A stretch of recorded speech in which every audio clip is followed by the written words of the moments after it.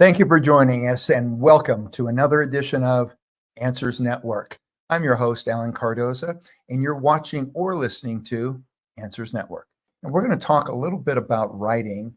And for those people that listen and that know me, they know that I'm one of those people that if I'm watching TV or if I'm watching a movie, I'm going to pause it. I'm going to talk about the writing. I'm going to say, okay, now, did you see how they did that? That was such great writing and the way in which they did it. On the other hand, I'm also one that will also point out when I feel like it's lacking something. So, and it could be that when you're watching it, that you realize that you don't really care what happens to the main character or that it lacked heart. So you might start not liking something, but you don't really know why. Well, these are some of the reasons. But our guest's new book is going to tell us even more about that. And the book is called The Writer Who Inhabits Your Body. And it's not a book on how to write. It's a book about how to bring heart, body, and soul to your writing. Author Gregorio is also a poet, longtime Aikido practitioner, and master somatic, my fault, coach. And she has published 9 books of poetry and has won several writing awards and grants for her work. She teaches body-centered writing workshops across the United States, but lives in New Mexico. Renee, welcome to Answers Network. Thank you, Alan. Good to be here. Yeah. Well, one of my first questions, as I mentioned, about kind of the way that I watch things or read things. Mm-hmm. What do you do when you're watching or you're reading something? Do you find yourself trying to either recognizing something and realizing that it's touched your heart, or at times wondering why it didn't? Yeah, definitely. I just read. I read novels a lot. I mean, I read poetry a lot, but I really like ending my day with reading novels. And I've just finished reading Abraham Verghese's The Covenant of Water, and it's a 700-something page novel. It's phenomenal. And I used to be, a little bit afraid of entering into such a huge piece of anything, right? I didn't notice at all. And his characters and their stories were so compelling. That is certainly what I long for, right? And as a reader, is that place where you can just fully be swept into the drama, the colorfulness, it's just phenomenal gift when someone can do that.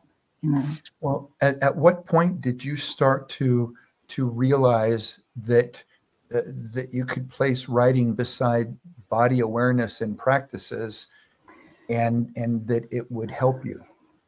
Yeah, I got very curious. I was a poet before I was an Aikido practitioner for probably about a decade, and then I started training in Aikido, and became immediately fascinated by the energetics of that, the ways in which it's a martial art, of course, but it's much more about learning how to blend with another person's energy and get out of the way of energy that may seem aggressive, turn it, just fascinating. And I became very, pretty quickly curious about what I was learning about myself by being across from another person on the mats, and what became an exploration, of really myself, how I respond to energy,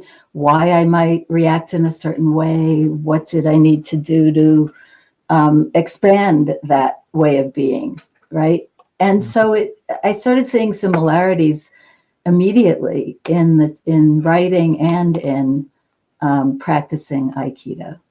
And so I started to put them together, just experimenting for years with, I'm going to teach an Aikido class, but I'm going to start the class by reading a poem. So I did that for a while, what happens to you as an Aikido practitioner as this poem descends on you, And so I just started playing with those energies. Yeah. And I love it. And I think, as I was telling you earlier, before we came on the air, that I really appreciate Aikido, and it's sort of my favorite martial art. And what I appreciate most is the concept of using other person's momentum to our advantage.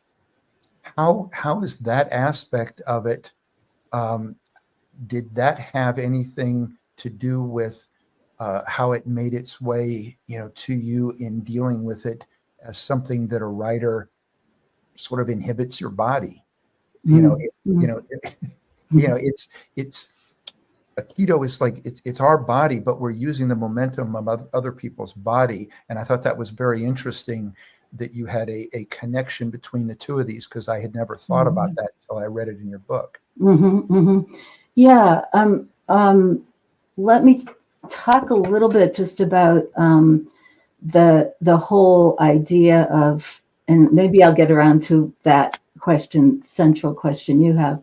Okay. But the whole idea of settling in your system and learning how to move from center, learning hara, that place below your navel, that is this physical center of your body, and literally learning how to drop your attention from the head, the overactive head, into the belly, and what a difference that makes in terms of what you're able to receive from another. So like that energy coming toward you, and turn it. And so, I mean, think of that in the writing arena, right? That we're often, well, what am I going to write about today? Or what's it going to be? How, what am I struggling with? It's often a struggle. And one of the things that I became pretty early on aware of was that if I did, as a writer, if I did drop my attention into my hara, into my belly, I was, rather than trying to think through something, I was feeling into something.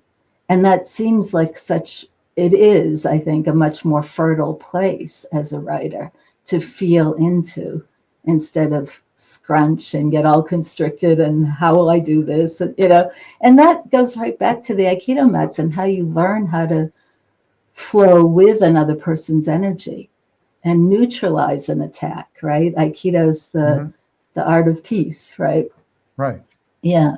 So there's so many parallels, I feel. Yeah. And as you're saying that, I'm thinking, and I know you talk about essentially a person being able to drop into their body. If I increase my ability to drop into my body, explain how that's going to make me a better writer. Yeah. Well, I mean, if you hear people talk about writer's block, or I don't know, I can't find what I'm going to write about, right? And I think, to me, that comes from a very constricted place in us, right? And so if I can shift my attention, so I think a lot of what this book, The Writer Who Inhabits Your Body, what it talks about is, how do you shift your attention? How do you literally change your state of consciousness before you write? So you're not taking, well, we take what we have with us to our desk, obviously. But there are ways in which you can shift your state of consciousness before you begin to write. You can drop your attention. You can do that move of like, I'm going to drop my attention into my belly. I'm going to feel myself, and I'm going to therefore feel what's outside of myself before I attempt to describe whatever it is, that I'm writing about. So I think that's mainly how it works. The more we can settle in ourselves, the more we can listen both to what's going on inside ourselves, but also what's going on in the world we're writing about. Right.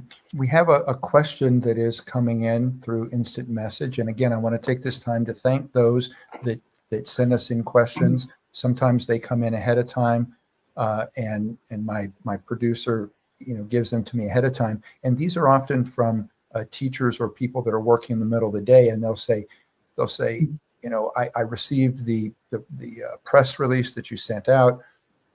I don't have the ability to listen in the middle of the day, but please ask this question. And we try to get to all of those. So feel free to send us questions at any time. This one reads, I'm a 24-year-old writer who wants to develop their own embodied writing practice. Other than your book, what are some of the resources or tools that you would recommend? And this is from Candace in Denver, Colorado. Great question, Candace. Well, definitely my book. I mean, Here we are, right? And because, and not just as a joke, but because I do take you through a process, and each chapter has a topic that I discuss, but then it also has a practice at the end of it. So I think that there's that, but there's also, like, I suspect Candace might already have some body-centered practices in her life. That could be anything, right? That could be walking, hiking, a yoga practice, Tai Chi, whatever it is, that you begin to pay attention to how you are in that practice. What is it what do you take to say it's yoga? What do you take to the yoga mat? What, maybe you could even get curious about whatever it is you're writing about, and how do I bring that issue to the mat today, literally, right?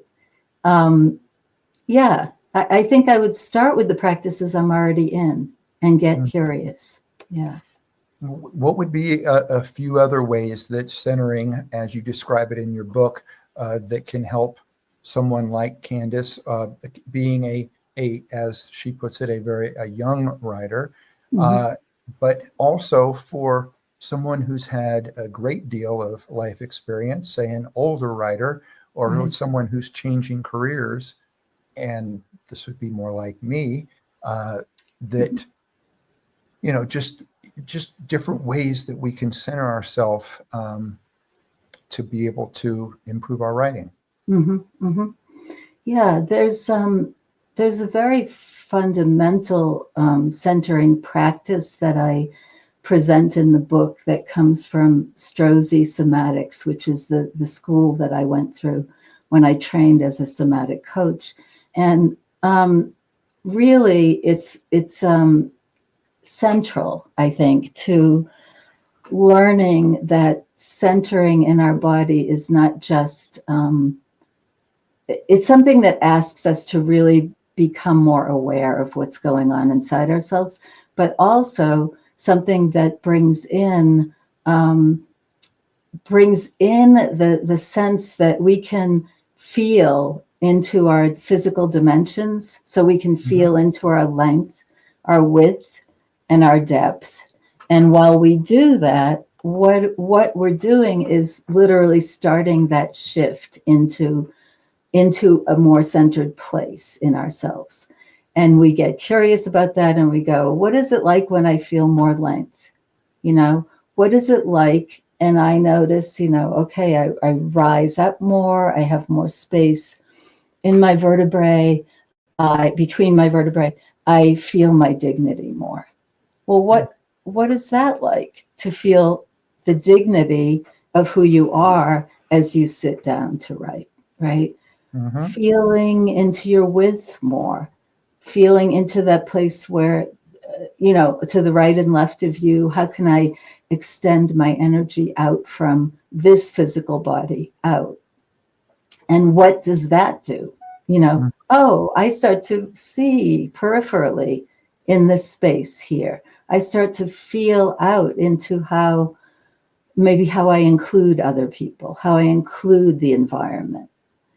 And then I feel into my depth, which is, really both deeply inside myself, but also where am I headed? Where am I headed in my writing? This is for any of us, right? Any of us seasoned writers, beginning writers. I feel into what it is I want to write about.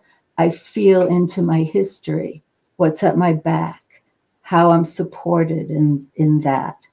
And that just that as a very central practice to land in yourself, to land in yourself and then to feel out from a place of being present and open and connected. And the difference that makes. Yeah. Well, I also noticed that practices are a big part of your book. And I like how you discuss a topic related to writing, and then you provide at least a hands-on practice for each chapter for the reader to engage with. How do you envision or want to see a reader to practice to get the very most out of your book? Yeah. I mean, my biggest hope would be that body-centered learning is as fascinating to the readers of this book as it has been for me, and because it's a very rich place, I think, of learning and of exploration and discovery. So yeah, each chapter has the topic, but also it's almost like we have to, if we want to change something about how we are being as a person or as a writer or whatever, that we have to start to practice something new, in order for that to take hold. So these practices are, well, there's the centering practice I described briefly to you. There are other practices that largely come out of Aikido and somatic work. And, there's, for instance, one called the two-step or the Tenkan in Aikido. And it's a step, turn. And it's basically taking that centering, in your body into action.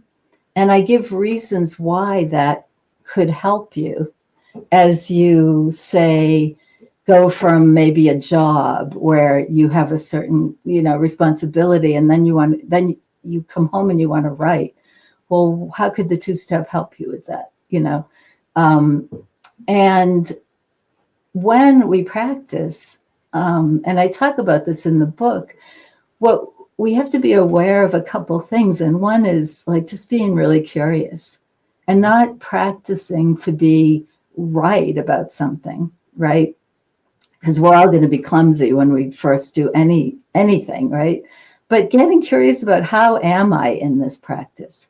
Like, what do I notice about how I show up when I practice this new move, So that, and having fun with it, but also, why am I practicing? What's the point of doing this? So we want to bring in like some engagement with ourselves emotionally to make the practice have that kind of heft to it. Sounds great. What are some of the most memorable or transformative experiences that you personally had while writing this book or using the exercises that you've put in it? Mm-hmm. Thank you for that. I think, I think what led me to even write this book was because of the memorable experiences I've had. So one of the things about body-centered learning, Aikido practice, however you approach it, is the importance of having an observer. So having a teacher on the mats, I have learned so much from letting in what someone else sees in my movement. And one of the first very startling to me at the time lessons was about using, one of my clients ended up calling it the habit of effort. So it's like, and she took this idea of when we get, say, grabbed on the Aikido mats, right? Grabbed in life, whatever. what do we do? And a lot of what we can tend to do is use our biceps, use our muscles, tense up, right? And I learned because of my really very good Aikido teacher observing in me that I was, even in a very simple move on the mats, I was using my bicep, and I didn't need to use my bicep. And he had a particular way of letting me know that woke me up, which was, come over and kind of whack me and go, you don't need to use your bicep, And I'm like, well, okay, so if I let go of using it, which is efforting, if I let go of efforting, what takes its place is what comes back to one of your first questions, Ellen, which is that momentum of energy coming at us and joining that energy. So that was a really important piece for me, the effort and the not efforting. And if we don't effort, what then can come in? So And let's look. another, I was going yeah, to say let's tie that part into writing, and that was yeah, kind of where my brain is going into, because yeah, and I understand the part about, so the momentum that's coming against us, and you're right, in so many things where there's a physical situation, it is our initial thought to mhm, tense up, or to use our muscles to keep this from happening. yeah, And the part about the flow, the person that's coming at you, the flow to learn how to turn, and then to make movement and sort of help them past you, or mhm, whatever. mhm, I thought that was so interesting to see that as writing, or as you mentioned before about a writing block. How can I get the flow? And am I causing my own block right, because I'm tensing up, or I'm trying to work against something that's there? right, right. So I think it's, it all comes back to that place of practice, right?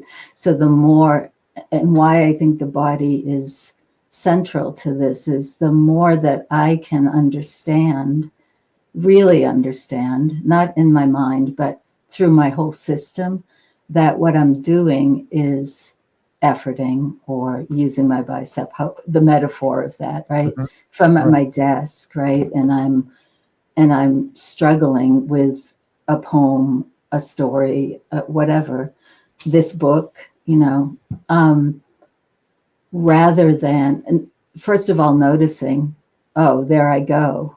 Right. This is what I do, knowing what each of us does something different, right? So, but knowing your own pattern of tightening and literally, getting up and doing a centering practice or doing a two-step or walking outside or taking in what's separate from you, separate from that, observing, the natural environment and letting yourself feel it.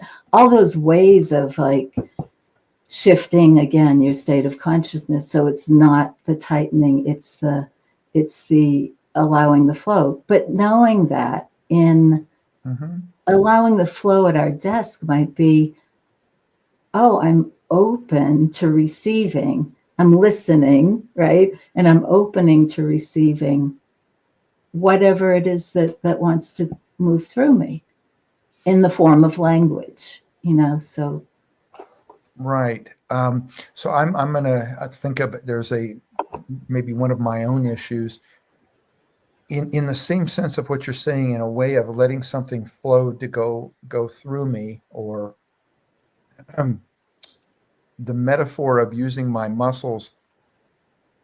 If I'm stuck, and mhm, I am working on a particular project, and that project uh, is fiction, and then but I also have a nonfiction project, and what I'll find myself is I'll be stuck on something, and in my frustration, anyway, I'll think of something else, and then all of a sudden my attention will focus to something else, and then I'll start going in a different direction. So now I'm on, say, for instance, now a nonfiction uh, project. mhm. Um, is that me utilizing my muscles, but going in the wrong direction? And how do I get that to where I let that kind of flow through me so that I can stay focused on the topic that I'm trying to remain on? Yeah. What I was going to say when you first started speaking was that it sounded like more of an issue of focus, more of an issue of, okay, I'm working on this piece and then this other thing comes in, so I'll go follow that.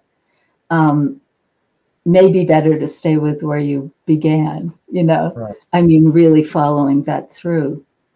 And I don't know, not knowing enough about you, but I don't know if it could also be about being direct and developing a sense of I'm going to really cut to the chase here, or I'm going to really look at this completely straight on, and I'm going to stay with this until the whole thought is through, or the whole, and then I can move over here.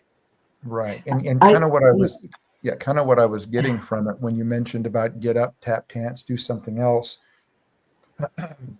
If that's the part that was allowing the flow or whatever it is that took me off, off subject at that moment, to get up, tap, dance, or whatever, is that sort of metaphorically allowing that issue to pass, or me not muscling up to try to fight it, but get up, do that, and then come back when I can stay on that particular topic, the exactly. fiction Right. versus the nonfiction. Right. So Exactly. Yeah. Yeah. I like that Following. concept. Yeah. Yeah. Yep. Yep. Exactly. So and there was another thing that I'd gotten again from going through the book, because I'm someone, I read Daniel Goleman's Emotional Intelligence, and I know that we often think about intelligence as being mind-based. But after reading his book, what is the sort of intelligence you refer to when you wrote the phrase, the belly is a source of knowing, or the belly is a source of knowledge? Share with me a little bit about that, how that ties in with emotional intelligence. Yeah, I think that they're not, it's not that they're operating vastly differently, emotional intelligence, and I might say this belly knowing, or you could say somatic intelligence, right? I mean, they're both about being more cognizant of our emotional life and being more self-aware and being compassionate and empathetic. Emotional intelligence talks a lot about those qualities. And this more belly-centered somatic intelligence, all of those things also come to the surface. We become more self-aware and more open, more permeable, more able to see wider, to get out of our own way, and to be connected to what's outside of ourselves. But we're doing it through the body, not through the mind, right? I mean, our mind is, I think, all over our body, right? It exists everywhere in us. It's in our gut. It's in our heart. So it's that separation is, it doesn't even make sense anymore. So somatic intelligence. I mean, the Japanese have a term called hara, again being that center of the body, harage, which is the art of the belly. So that they have this whole belief system in how much knowledge there is. Literally, if we drop into our belly, right, drop our attention and focus there, something else is available to us in terms of intelligence. I feel you, and think of the Aikido mats, or even a really good conversation. I feel you from belly to belly. The Harage would say that, right? I can tell what you're going to do if I'm really good at that, because I sense it. So it's a much more deeply sensing intelligence. Yeah. Another thing that came out of the book, and as someone who, as a younger person, spent quite a bit of time in dojos, you write a lot about dojos in the book, and you even suggest that the book itself could be looked at as a dojo. Share the correlation that you find in this. Yeah. So dojo being a place of learning, a place of awakening, a sacred space. I always remember walking into the Aikido dojo and literally crossing that threshold and becoming, changing my clothes, becoming ready to learn, ready to see something I didn't see before, to feel something I didn't know before. To me, a dojo can be anywhere. It's a declared space. So it's saying, there's an Aikido dojo or many number of martial arts dojos, but also the dojo, I can say this writing space I'm in right here is a dojo. If I declare that when I walk into this space, I value it in a particular way, I say to myself, something's going to happen in here. I'm declaring that this is a place where I'm going to learn and grow and change and write my ass off. I mean, so it's a yeah, that's a dojo. The book is a dojo because we're learning. It's a learning community. That's the other piece of it. We're together, we're learning. In the dojo of the book, there are practices, there's a teacher, so usually that's the case with the dojo too. Well, and another one of the things that I also, in getting from the book, and why I thought it was very interesting when you referred to it as a dojo, is from the moment we would walk into a dojo, there was structure. Yeah. And what I felt in the book was that from the moment I started reading it, there was structure. And again, there was structure, there was example, there were things that made me feel, again, kind of that same feeling of, okay, when I sit down and when I read this book, I'm going to be in a more structured environment, which also I felt could be very helpful.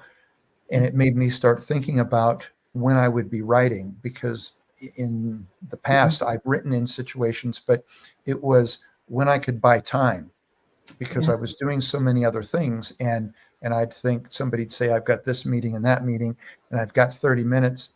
And so I would just kind of grab the time, but it wasn't really structured. It was because I thought I had 30 minutes or I thought I had an hour.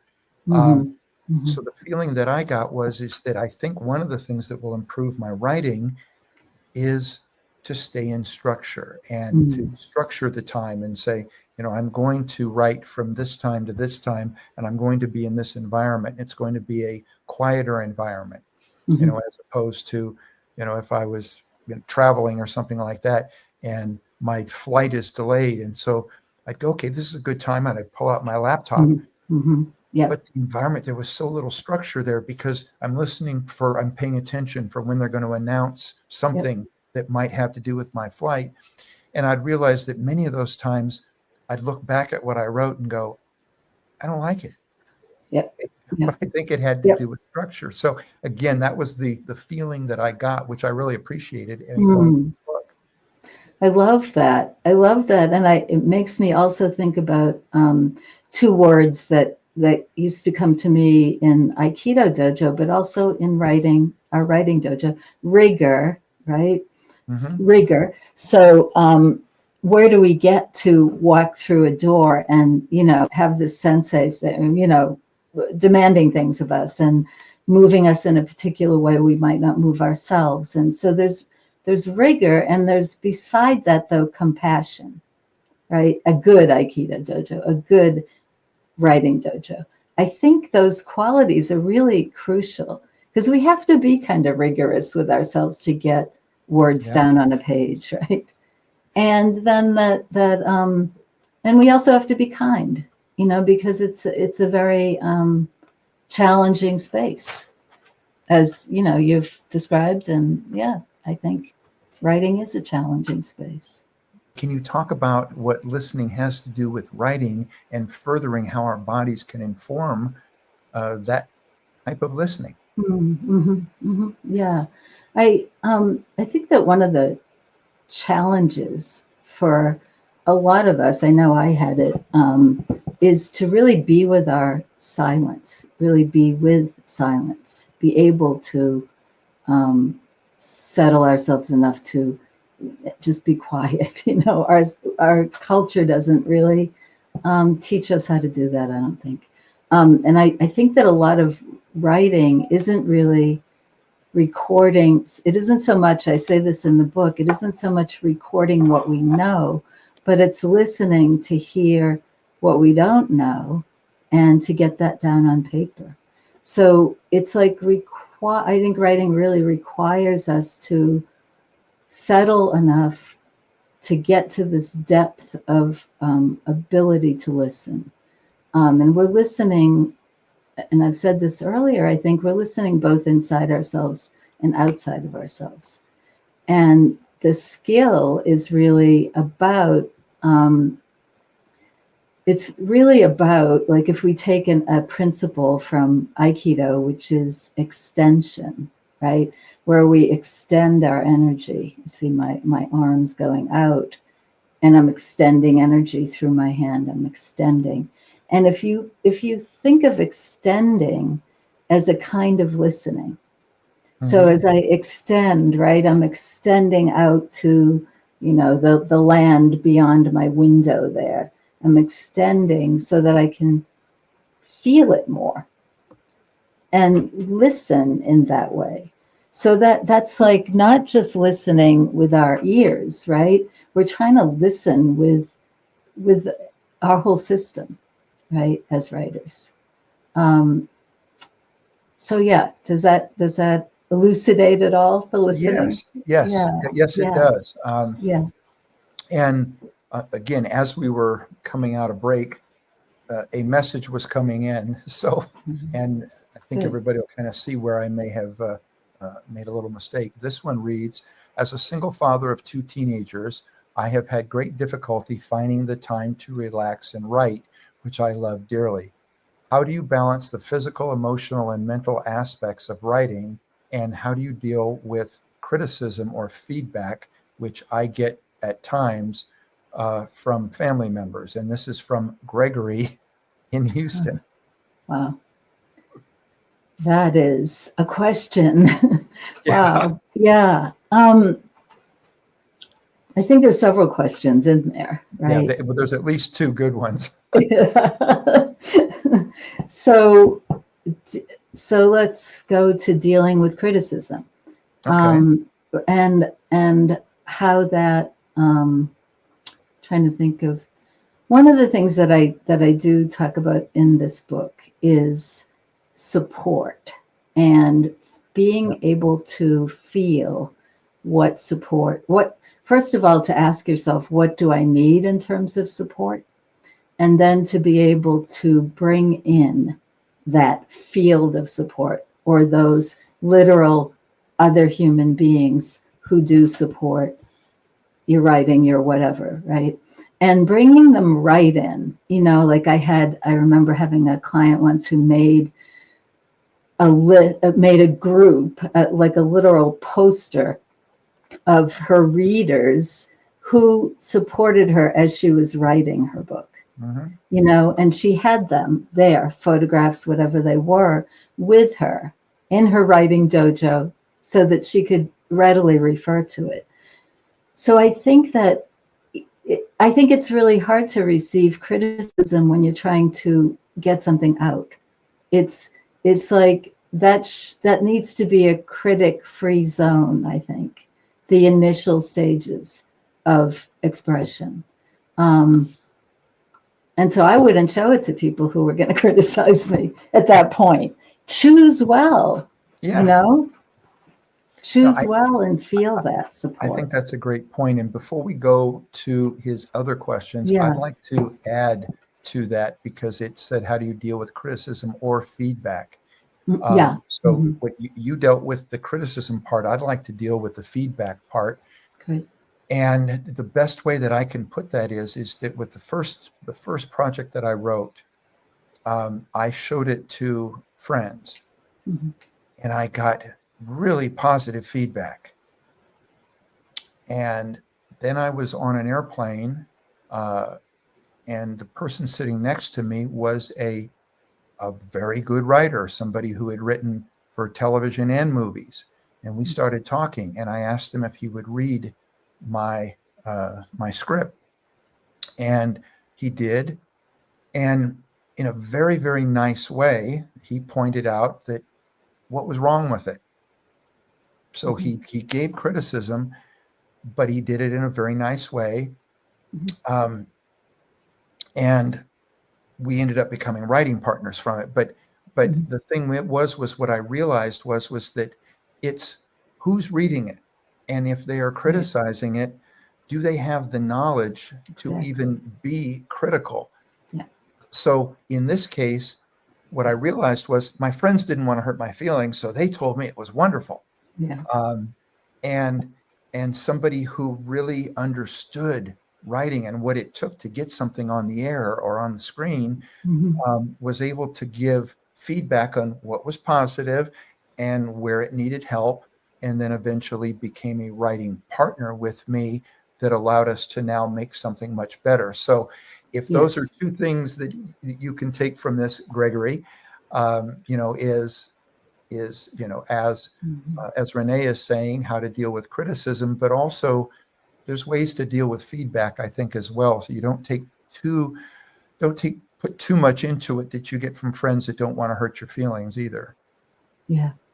I think, and feedback too is so crucial. I Mhm. think that, I mean, in the writing of this book, I sent chapters out to quite a large group of coaching friends who I knew, as you said, you want someone who has a certain take, who knows the work, who can provide a certain kind of feedback, right? And and then it's always up to you as the writer to, Yep. yeah. Well, and I'm glancing at the time. We've got about 2 minutes. Can you give him a little bit of advice on how to balance the physical, emotional, and mental aspects of writing um, when you're in a situation, in this case, a single father raising Yeah. two teenagers? Um, what's some advice you could give him to be able to set aside time? It sounds like he's having trouble Yeah. setting aside time and being able to feel relaxed to write intelligently. Yeah, yeah. It's such a challenge, and I think we're all so different in what we require as writers to get the writing out. And I know for me, I require a lot of solitude and quiet, but I have had friends, really good writers, who are raising children, who have said to me, okay, I dropped my kid off at school and I'm in the car and I have 15 minutes and I'm going. I'm taking that time. Hmm. I think that's very challenging, but I don't think it's impossible. And I think the ideas we were talking about earlier could serve here with, this is my writing dojo. This, I'm stepping, oh, I mean, anything you need to do imaginatively to say, I'm taking this time, and maybe even having a series of topics that could be dealt with, or a series of Hmm.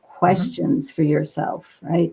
That could be dealt with in shorter writing spaces. So when that's all you have, you can go there and feel like, okay, I got 10 minutes in, and they're actually very productive 10 minutes. Um, And, yep. and and I'd also like to add that I felt that you touched on some of these areas as well in the book. Mm-hmm. Um, so for Gregory, I think that could also be very helpful. I'm Mm-hmm. glancing and Thank realizing you. that unfortunately we're out of time. So Renee, I think that if anybody still has questions for you, what would be the best way for them to get in touch with you? And am I correct in assuming that the book can be purchased pretty much anywhere books are sold? Yes, it can be, and it's officially out tomorrow. So I think Perfect timing. yes, Perfect yeah. timing. And for me, I mean, you can feel free to. My website is reneegregorio.com, and my email's there. And yeah.